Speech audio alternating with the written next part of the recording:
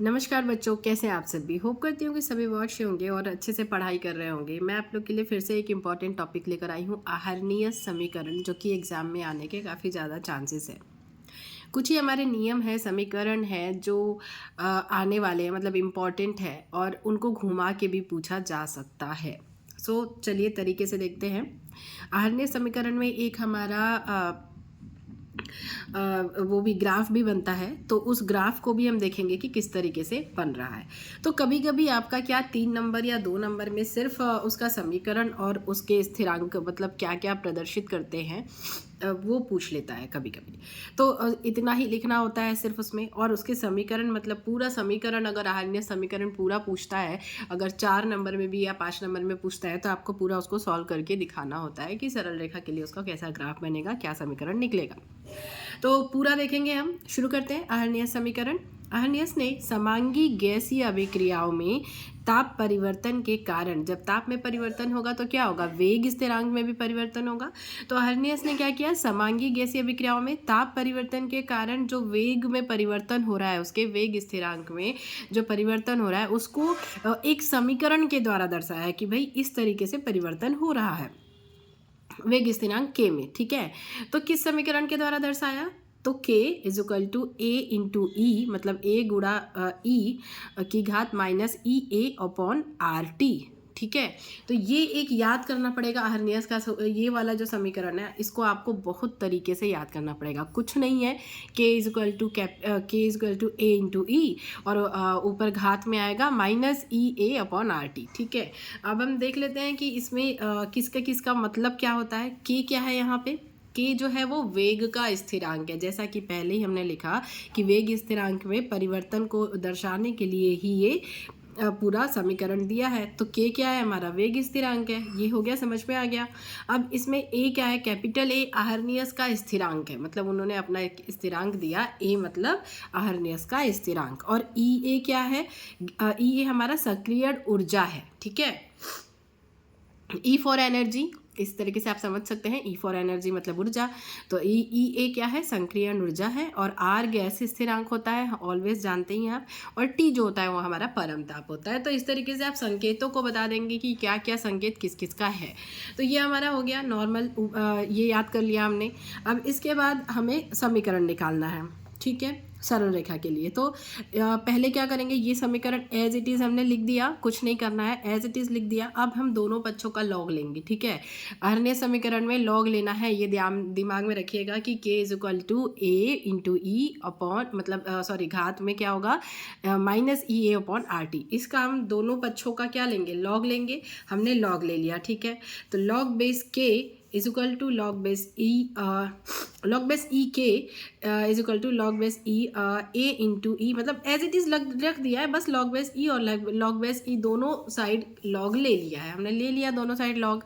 उसके बाद क्या करेंगे भाई, उसके बाद हम देखेंगे कि यहाँ पे क्या है, यहाँ पे ये जो है वो है लॉग एम इंटू एन के, इंटू का चिन्ह है बीच में, तो एम इंटू एन के रूप में ये है। तो हम इंटू, जैसे आप वो पढ़ते हो ना, A plus B is equal to A, नहीं, A into B, sorry, is equal to A plus B, A minus B, ऐसा वाला एक होता है ना, गणित में होता है, आपके मैथ्स में, दिमाग में नहीं आ रहा है, लेकिन इंटू जहाँ होता है वहाँ प्लस हो जाता है। ठीक है, तो हम क्या कर रहे हैं, लॉग एम इंटू एन को लॉग एम प्लस एन में बदल दे रहे हैं, मतलब लॉग ए हमारा अलग हो जाएगा, फिर से लॉग ई का स्क्वायर, सॉरी, की घात minus E A upon R T अलग हो जाएगा, ये दोनों के बीच में प्लस आ जाएगा, और लॉग बेस ई यहाँ पे भी जुड़ जाएगा। बस इतना ही करना है, इन दोनों को हम अलग कर रहा है। ठीक है, log M into N is equal to log M plus N, तो यही हमने किया। इसको यहाँ एज इट इज उतार देना है, इसको भी उतार देना है, उसके बाद प्लस का चिन्ह लगाना है, उसके बाद हमें आ रहा है यहाँ लॉग बेस ई आ जाएगा, और बाकी एज इट इज हमको लिख देना है, कुछ भी नहीं करना है। दो सूत्र लगेंगे इसमें, एक ये वाला लगेगा और इसके बाद एक और घात वाला लगेगा। ठीक है, तो वो पहले आ जाता है। ठीक है, लॉग एम की घात एन, तो एन लॉग एम हो जाएगा। तो ये वाला लगेगा यहाँ पे, तो यहाँ पे ऐसे उतार दिया, इसको उतार दिया, सारा जो करना है हमको काम ये लास्ट वाले में ही करना है। ठीक है, तो यहाँ पे लॉग बेस ई का ई की घात ई ए माइनस आर टी है। ठीक है, तो ये क्या है, इसी फॉर्म में है, ये देख सकते हैं आप। तो हमारा क्या होगा, ये वाला जो है ये आगे आ जाएगा और ये log e पीछे हो जाएगा। log e तो जहाँ पे है वहीं रहेगा, बस ये हमारे जो घात में है n जो आगे आ गया, वैसे ही इसको n मान लिया हमने और ये यहाँ आगे आ गया। तो आगे आ गया, उसके बाद फिर क्या करेंगे, उसके बाद आगे बढ़ो, उसके बाद इसको है तो एज इट इज़ लिखना है, इसका कोई काम नहीं है, इसको भी एज इट इज़ लिख दिया, हमारा काम यहीं से है। तो क्या होता है जब log बेस e और e ये दोनों सिमिलर होते हैं तो हमारा इसका मान होता है 1। आप याद करने के लिए सोच लो कि ये दोनों कट गए और 1 आ गया, ठीक है, याद करने के लिए। तो इसका मान होता है लेकिन ये 1, ठीक है। तो 1 आ गया तो 1 से गुणा करेंगे तो कुछ भी नहीं आएगा, तो 1 को हटा दिया, ये पूरा हट गया, 1 जो है वो हट गया।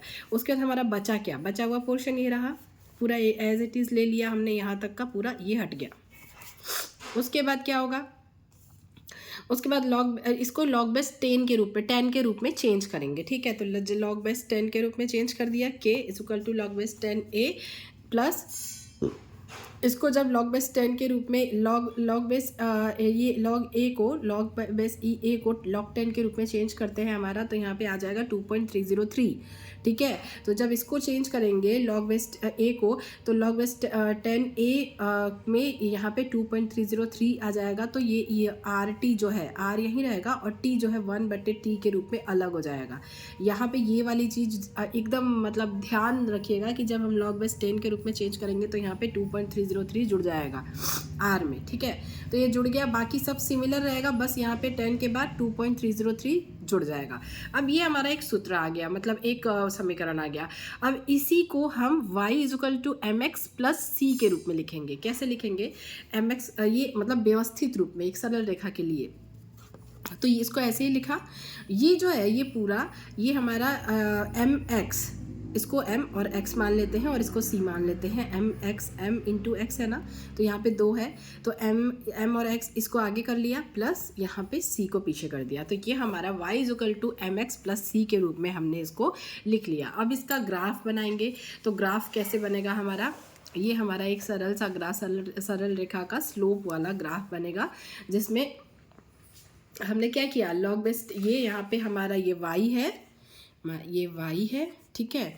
उसके बाद हमारा ये mx, ठीक है, तो ये हमारा m है और ये हमारा x है, ठीक है। और log बेस a जो c है वो अलग हो गया, तो ये तीनों मिला के हमारा एक ये सरल रेखा स्लोप वाला बनता है। तो यहाँ पे आप नेमिंग कर देंगे और उसके बाद आपका ये कंप्लीट हो जाएगा। इसमें और इसके अलावा कुछ भी नहीं करना है, ग्राफ बना देना है इसके बेसिस पे जो हमने निकाला समीकरण, और ये हमारा आर्यनियस समीकरण कंप्लीट होता है। तो इसी के साथ अब अगर आप लोगों को कुछ और भी कोई और टॉपिक और भी है, 2-3 समीकरण जो इम्पॉर्टेंट है, तो वो भी मैं आपको इसके बाद वीडियो प्रोवाइड कर दूंगी। तो ये वाला भी देख लीजिएगा, इसमें कुछ चीज़ें याद करने वाली हैं जो दिमाग में रखिएगा, याद कर लीजिएगा। चलिए मैं मिलूंगी आप लोगों से अपनी अगली वीडियो में। ये वीडियो अच्छी लगी हो, हेल्पफुल लगी हो तो वीडियो को लाइक कीजिएगा, शेयर कीजिएगा। चैनल पर नए हैं तो प्लीज़ चैनल को सब्सक्राइब कर लीजिएगा। Bye bye and all the best for exam.